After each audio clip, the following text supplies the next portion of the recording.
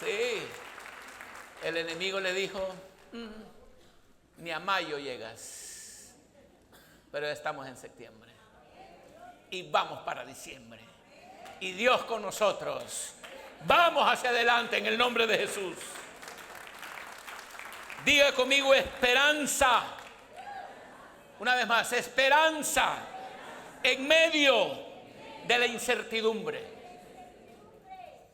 Hay mucha incertidumbre. Esperanza en medio de la incertidumbre. Hay esposas que dicen, yo no sé si este hombre va a terminar conmigo. Hay incertidumbre. Hay otros que están en su trabajo y dicen, no sé, pero hay ruidos. No sé si me van a dar el sobre blanco. No se lo van a dar. No se preocupe. Hay incertidumbre en todas las direcciones. La incertidumbre es una constante en la vida humana.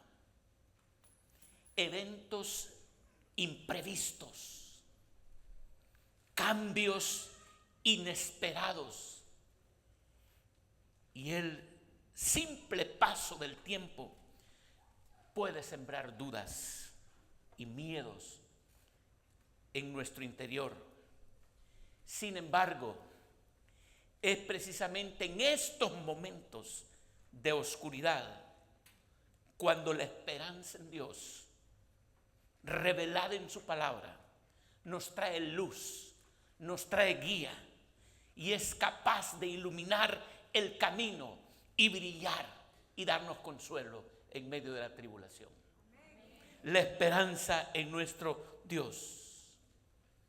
Por eso hay una incertidumbre. Los entendidos hablan del interregno, interris. Cuando no hay un gobernante y una nación no sabe para dónde va, entonces hay una incertidumbre. Zygmunt Bauman, sociólogo polaco de origen judío, acuña el término sociedad líquida, sobre todo porque la sociedad era sólida, era estable, era granítica.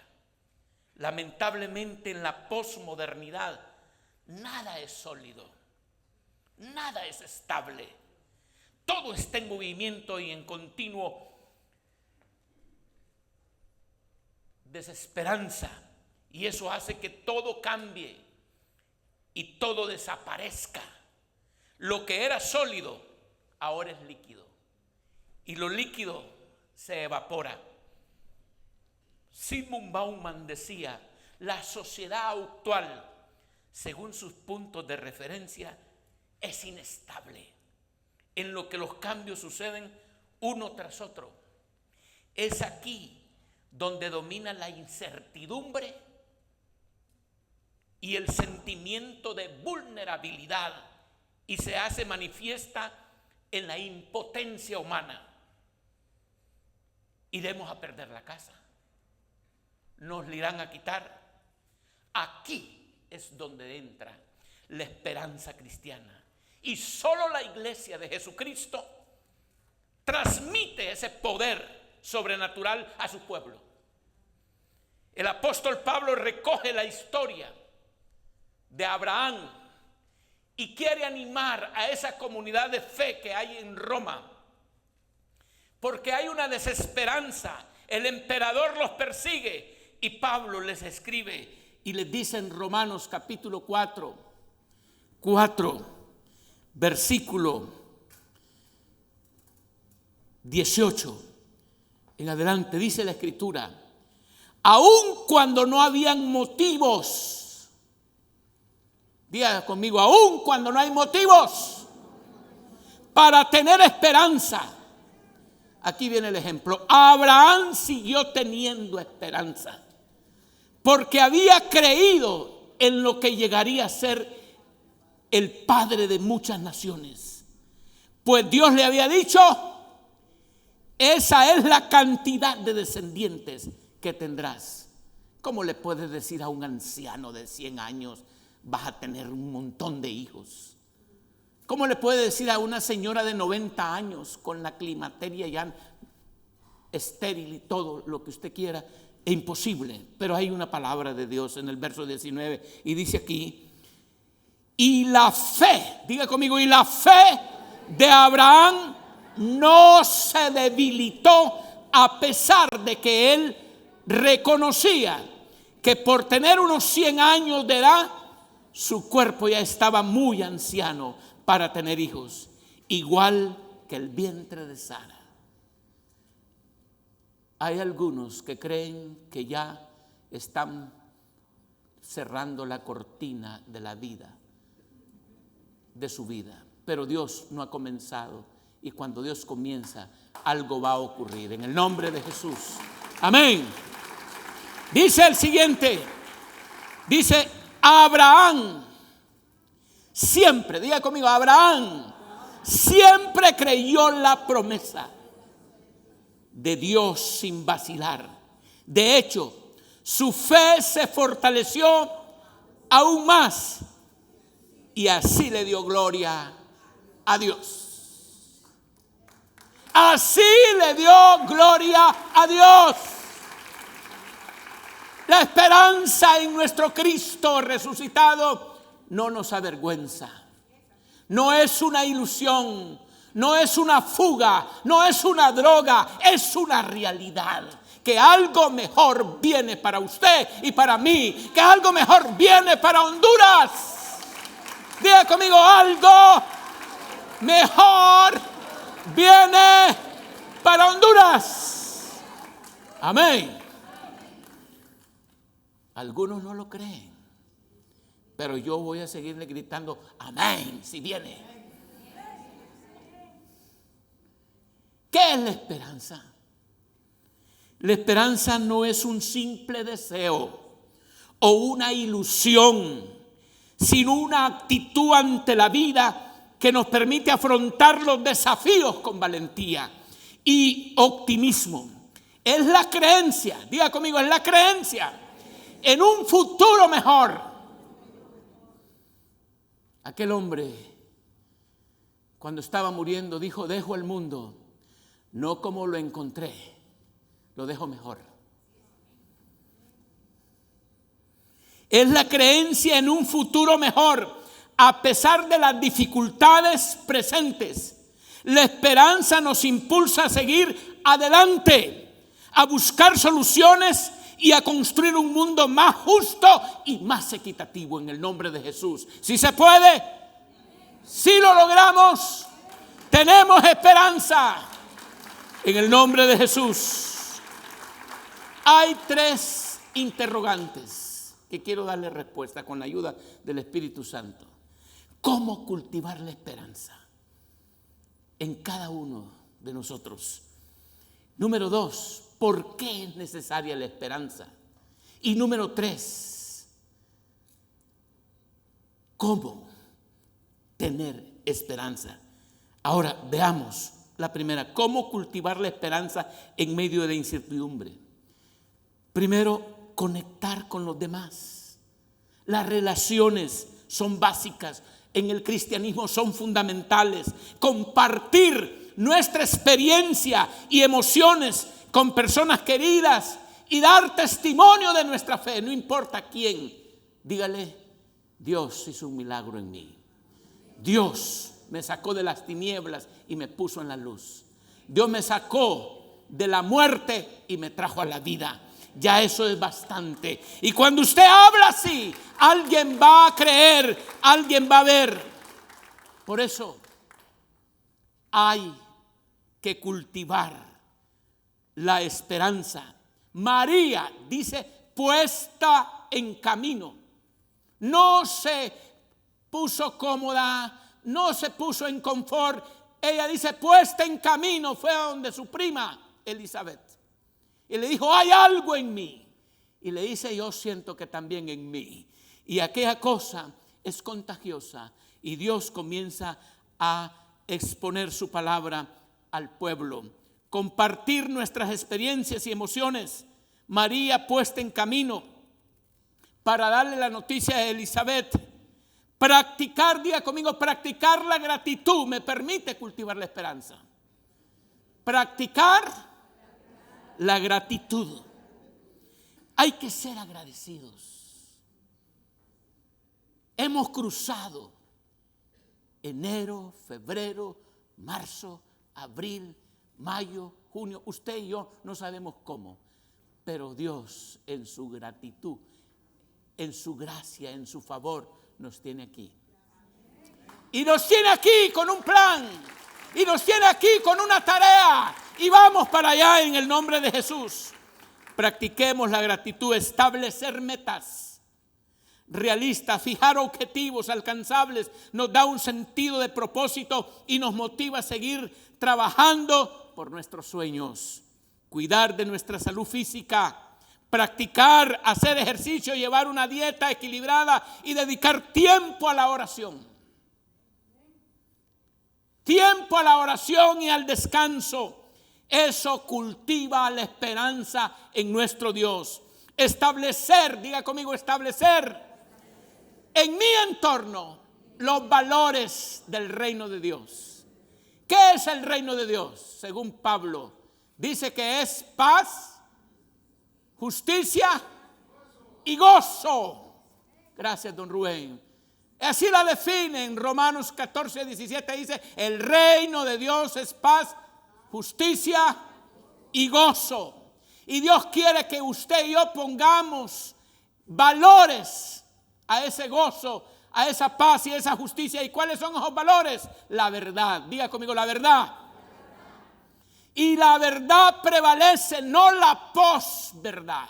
La posverdad es una máscara, es un maquillaje, es una fachada. No podemos, en otras palabras, posverdad es mentira. Y el padre de la mentira se llama Satanás. Y el padre de la verdad se llama Cristo. Cristo es el camino, Cristo es la verdad y Cristo es la vida. Ese valor del reino tenemos que establecerlo, pero también tenemos que establecer la bondad de Dios. Digan, mi Dios es bueno. Mi Dios es bueno. El Salmo 100, verso 5 dice, por tu bondad, Señor. La bondad de Dios, por tu amor inagotable, Dios, y por tu fidelidad, que es de generación en generación. Pero me gusta cómo vamos a fortalecer nuestra esperanza en el Señor, no solamente con la verdad, con la bondad, sino también con la belleza. Diga la belleza. Vamos a poner belleza donde hay fealdad. Si aquello huele mal, vamos a ponerle el aroma del cielo en el nombre de Jesús. Si en ese cuarto tiene un olor raro, hay que poner belleza, hay que poner una fragancia del cielo en el nombre de Jesús. ¿Se puede? Sí se puede. Ahora, hermanos amigos, hermanos amados, fortaleceos en el Señor y en el poder de su fuerza. Número 2. Pregunta número 2. Dice, ¿por qué? La pregunta, ¿por qué es necesaria la esperanza? Y aquí viene, la esperanza es necesaria porque nos permite vivir vidas alegres y libres delante de los pueblos.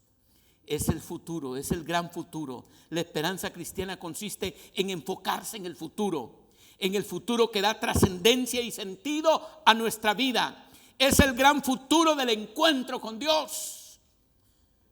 Pese a los problemas diarios y pese al problema de la muerte, el pensamiento del famoso existencialista James Paul Sartre decía que somos nacidos por accidente, que estamos vivos por error, pero es aquí donde aparece el sentido luminoso de la esperanza y de la vida, una vida que es la esperanza del encuentro diario con mi eterno Padre. El pueblo de Israel en cautiverio había perdido toda la esperanza, estaban sometidos por los babilónicos, y ya lo decía el pastor Eduardo aquí, el pueblo estaba en una situación paupérrima, pero le dice el Señor en Jeremías 29:11 lo siguiente, y usted se lo sabe de memoria: pues yo sé los planes que tengo para ustedes. Están en cautiverio, están en una situación bien difícil, están como esclavos en el imperio babilónico, pero allí ellos no pueden cantar, allí ellos han perdido la alabanza. Pues Dios les dice: no se preocupen, que aquí van a ustedes a orar, aquí van a ser prósperos, aquí van a tener hijos, no pierdan la esperanza, pues yo sé los planes que tengo para ustedes, dice el Señor. ¿Son qué? Planes para lo bueno y no para lo malo, para darles ¿qué? Un futuro y una esperanza. Ellos ya habían perdido la noción del futuro y de tener esperanza, pero Dios les dice: aquí les va, yo tengo un futuro para ustedes y tengo una esperanza. ¿Cuántos reciben esa palabra?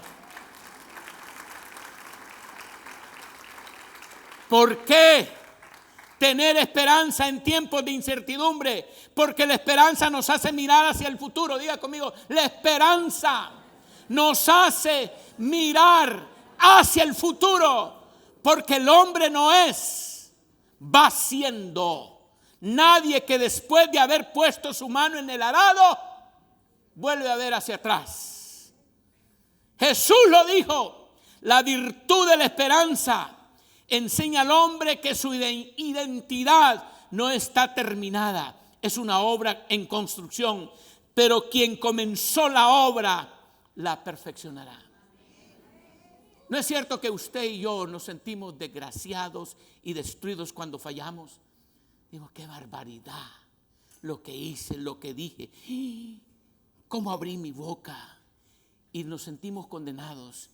Pero cuando yo leo a Pablo que dice: el que comenzó la buena obra en vosotros, qué esperanza me da ese Pablo, la perfeccionará hasta el día de Jesucristo.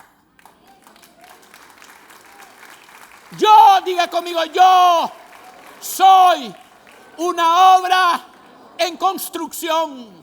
No estoy terminado, pero el que la comenzó es perfecto, no es mediocre, y todo lo que comienza lo termina, y él va a terminar lo que ha comenzado en su matrimonio, en su vida, en su familia, y lo que ha comenzado en Honduras lo va a terminar el Padre. Amén. En el nombre poderoso de Jesús. ¿Por qué? Porque nos da identidad. Es una actitud que nos permite la esperanza reflexionar, que pone al descubierto que nos conocemos, que no nos conocemos todavía. La esperanza lleva a la humildad. Diga conmigo: la esperanza lleva a la humildad. Lo mismo, una sensata mirada a la luz de la esperanza me lleva a una sana desconfianza de mí mismo. También me lleva a una confianza equilibrada. Si soy un resentido, puedo llegar a ser mañana un hombre esperanzado. La esperanza puede hacer el milagro.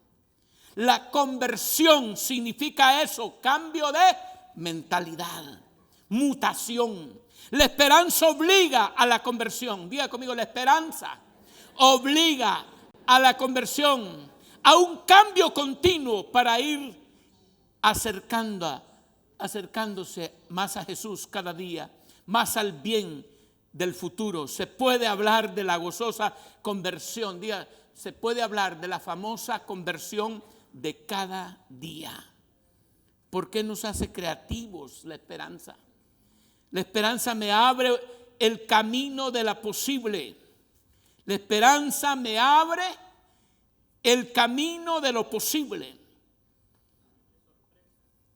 de la posible sorpresa del cada día. Y no porque labore en mi propio campo, esforzándome por sacar a la luz las posibilidades que tengo, sino porque quien me espera lo puede hacer mejor que yo. Y ese es el Espíritu Santo. Amén. Diga conmigo: la esperanza cristiana está más allá del tiempo y más allá del espacio, más allá de la inercia de los instintivos, por encima de los condicionamientos empíricos y sobre todo más allá de la esperanza humana. La esperanza cristiana es importante. Cuando se ha perdido la esperanza humana, comienza la esperanza cristiana. Las leyes humanas no valen para la esperanza cristiana. Si hay que amar a los enemigos y tener siempre una actitud de servicio, si hay que devolver bien por mal, si hay que renunciar a una serie de derechos, es porque ello es posible y no lo humano, pero sí es posible a lo cristiano en el nombre de Jesús.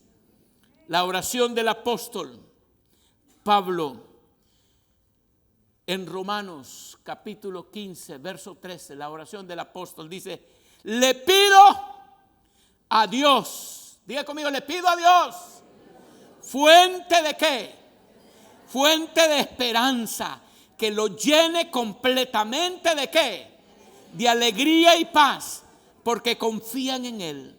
Entonces rebosarán de una esperanza segura mediante el poder del Espíritu Santo. Amén. Esa es la palabra.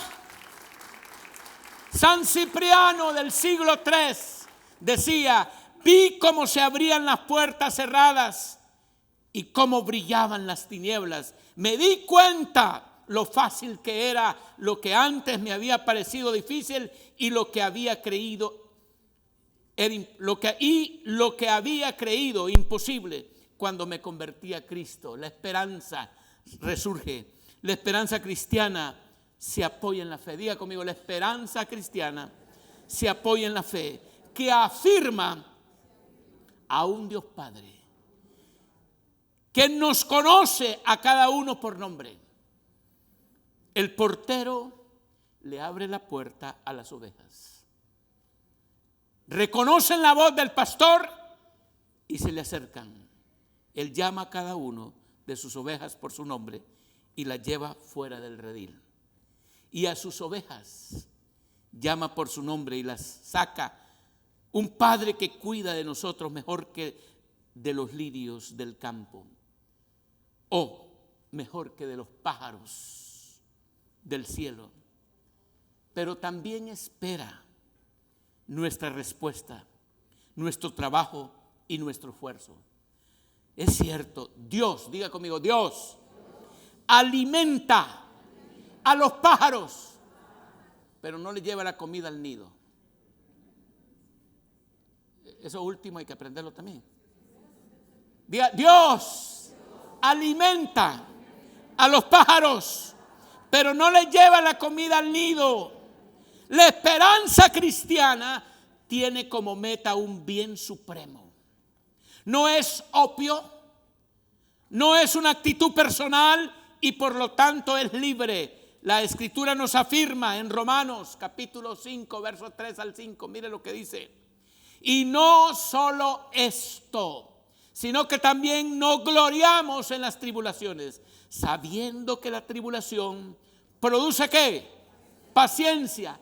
Y la paciencia, prueba. Y la prueba, esperanza. Y la esperanza no avergüenza, porque el amor de Dios ha sido derramado en nuestros corazones por el Espíritu Santo que nos fue dado. Bendita palabra. Gracias, Dios. Gracias, Dios. Lo que era imposible ahora es posible. Quien no tiene esperanza no vive. Diga conmigo, quien no tiene esperanza no vive. Quien no tiene esperanza o se ríe de las ilusiones de los que esperan o se suicida. Quien no tiene esperanza no cree en sí mismo, en las posibilidades escondidas en su propia libertad. Quien no tiene esperanza no se ve nunca sorprendido. Todo lo sabe, pero no sabe nada. Quien no tiene esperanza está envejecido. No mira ya al futuro porque piensa que no puede traerle nada nuevo. Diga conmigo, algo nuevo viene para mí. No importa los años, diga, algo nuevo viene para mí. Y si los jóvenes no dicen algo nuevo viene para mí, es que están ya para el funeral. Lo que significaría que jamás, escuchen, no mira ya al futuro porque piensa que no puede traerle nada nuevo. Lo que significaría que jamás tuvo la verdad. Esperanza, diga conmigo, esperanza. Tuvo ilusiones que se dispersaron por su propio peso y al paso del tiempo, pero no tuvo esperanza. Quien no tiene esperanza ha renunciado a la conquista.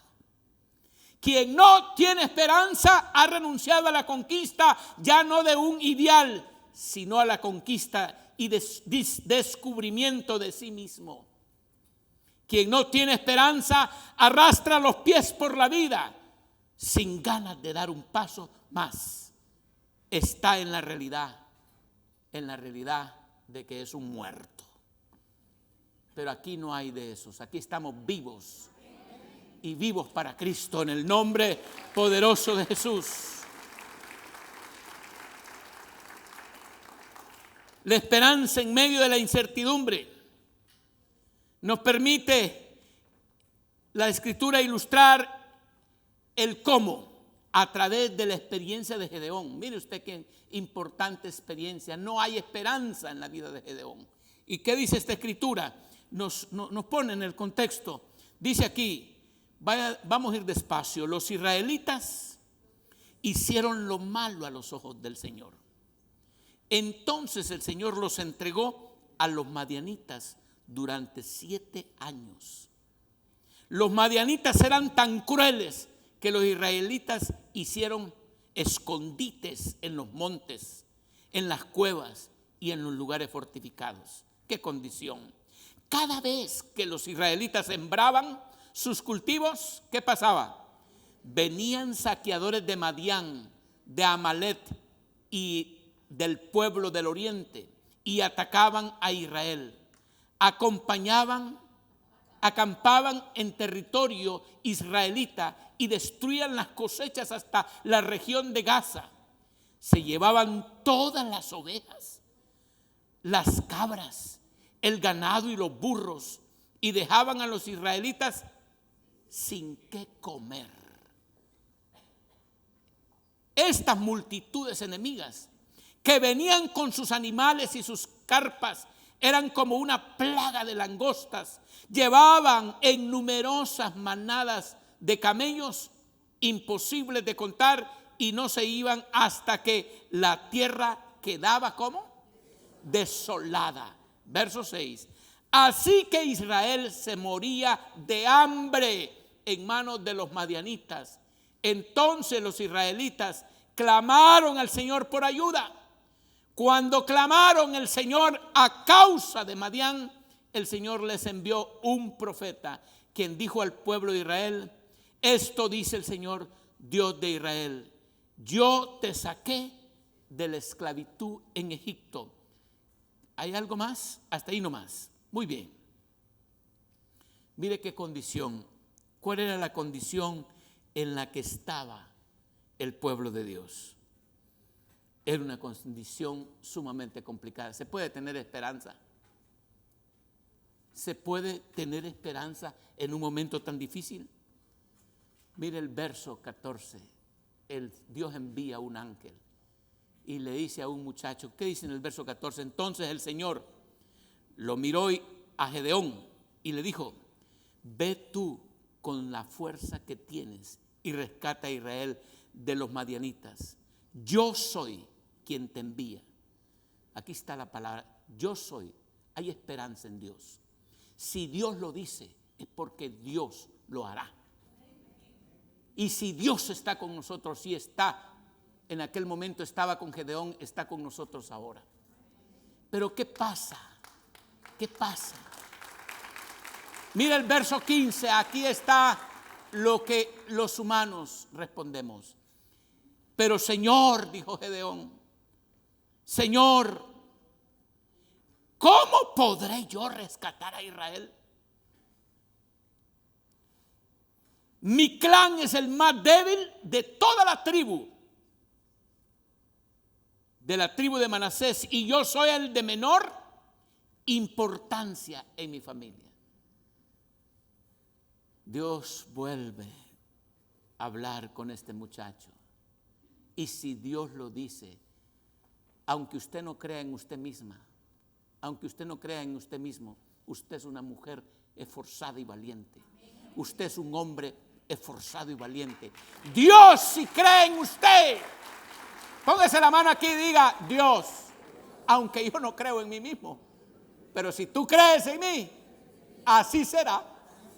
Hay esperanza, hay esperanza. El verso siguiente, dice el 16, y el Señor le dijo: yo estaré contigo y destruirás a los madianitas como si estuvieras luchando contra un solo hombre. Y le dice Gedeón: si de verdad cuento con tu favor, respondió Gedeón, muéstrame una señal para asegurarme de que es realmente el Señor quien habla conmigo. Miren, esa es cosa seria. Si realmente Dios está conmigo, pues yo le voy a creer y voy a tener esperanza. No, Dios quiere glorificarse. En el verso 18 hay una palabra, le dice Gedeón: ya estoy entendiendo, pero quiero hacer un trato contigo. Ya está negociando, ya entramos en la economía bíblica. Aquí miren qué interesante. No te vayas hasta que traiga mi ofrenda. Él respondió: aquí me quedaré hasta que regreses.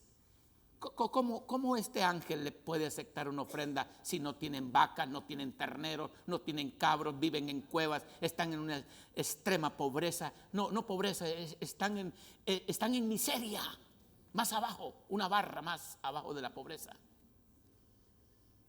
Y el ángel no le dice: no la traigas, no te preocupes, ¿cómo me vas a dar con la condición que tienes? Mire lo que le dice en el siguiente versículo.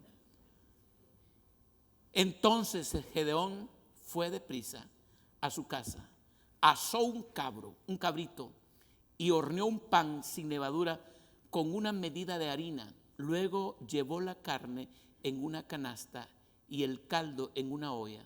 Puso todo delante del ángel, quien estaba bajo el gran árbol. Así que el ángel de Dios le dijo: pon la carne y el pan sin levadura sobre esta piedra y derramará el caldo sobre ellos. Y Gedeón hizo lo que le indicó. Lo que me sorprende aquí a mí es que en esa recesión económica que vivía Israel, en esa condición de pobreza, el ángel no le dijo: no la traigas, por favor, guárdatela. Viven en cuevas. Hay gente que le dice: no le pida al pueblo, hay mucha pobreza, pastor. Si no es para mí, ni es para la obra y para el engrandecimiento del reino de Dios. Y Dios quiere usar como pretexto tu ofrenda para bendecirte y servirte. Ahí le nace a Gedeón la esperanza. Escuche, qué historia cuando yo veo esto, una ofrenda de victoria. Diga conmigo: una ofrenda de victoria. Impactante la esperanza. Habían 135,000 soldados madianitas en el campo de batalla. Voy a repetirle el número: 135,000 soldados.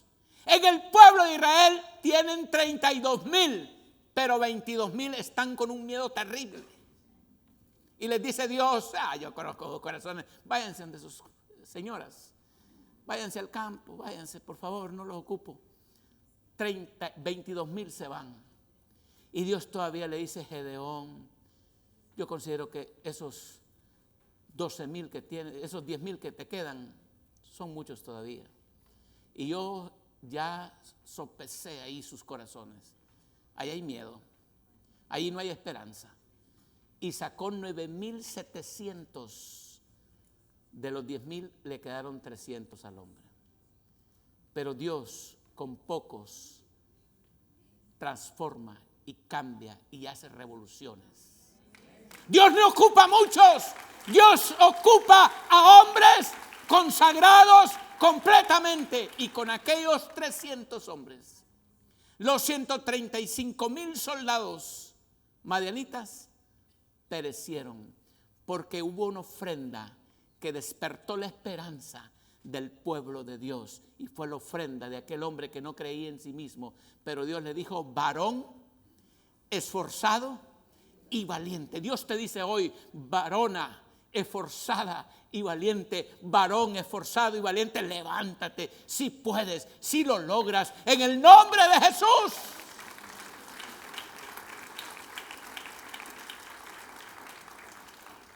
Dios es el mismo ayer, hoy y por los siglos. Quiero concluir. Imaginemos por un momento una vida sin esperanza. Sin ella estaríamos atrapados en una existencia gris, sin rumbo y sin propósito. La esperanza, sin embargo, nos ofrece la posibilidad de soñar, de imaginar un futuro mejor, de tener la valentía de luchar por lo que creemos. Esa chispa que enciende la llama del cambio, que nos anima a seguir adelante cuando todo parece perdido. En la historia de la humanidad, la esperanza ha sido el motor de grandes cambios, desde los movimientos de justicia social hasta los avances científicos y tecnológicos. La esperanza ha inspirado a líderes y a los ciudadanos comunes por igual a desafiar el statu quo y a trabajar por un mundo más justo y más equitativo. Cada paso hacia adelante ha sido impulsado por la creencia de que, aunque el camino sea arduo, un futuro mejor es posible. Cristianos, hermanos, cristianos por Honduras, es posible. Es posible, diga conmigo: cristianos por Honduras, es posible. La esperanza en el Señor no avergüenza, pero la esperanza no es un concepto abstracto, es una fuerza activa que se manifiesta en nuestras acciones diarias. Se encuentra en la forma en que nos apoyamos mutuamente, en las palabras de aliento que ofrecemos a quienes lo necesitan, en el compromiso de trabajar por el bien común. La esperanza se cultiva a través de la empatía, la solidaridad y la determinación. Hoy les invito a abrazar la esperanza, no solo como una idea, sino como una práctica permanente. Permitamos que el Espíritu Santo nos guíe nuestras decisiones y que nos impulse a ser mejores, a enfrentar los desafíos con resiliencia y a trabajar juntos para construir un futuro en el que todos podamos vivir en paz. En el nombre de Jesús, recordemos, aunque el camino puede ser incierto, la esperanza estará allí iluminando nuestro sendero.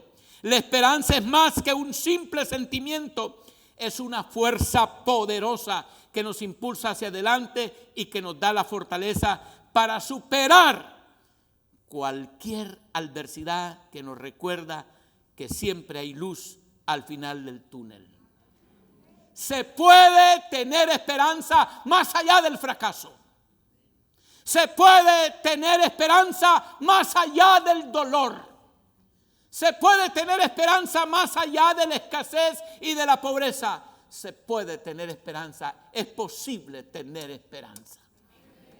En el nombre poderoso de Jesús. Póngase en pie, por favor. Dios Todopoderoso, gracias por tu palabra. Gracias, Dios, porque se puede tener esperanza.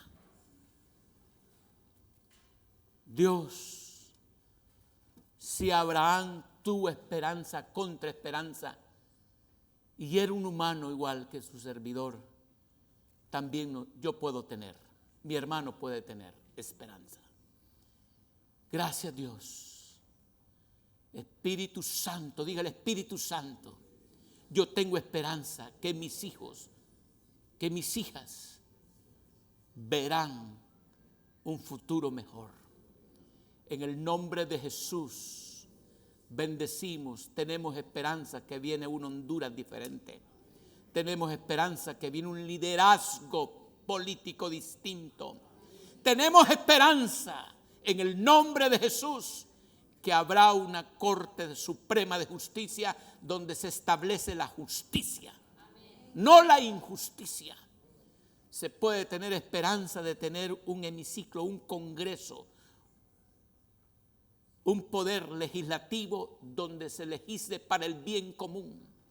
Se puede tener esperanza donde haya un poder ejecutivo que sí tenga dolor de pueblo, en el nombre poderoso de Jesús. Gracias, Dios. Tenemos esperanza en el nombre de Jesús. Que un nuevo amanecer, que una brisa del Espíritu Santo viene. Diga, sopla. Una brisa me pega en mi frente y es algo poderoso de parte de Dios. En el nombre de Jesús es hecho.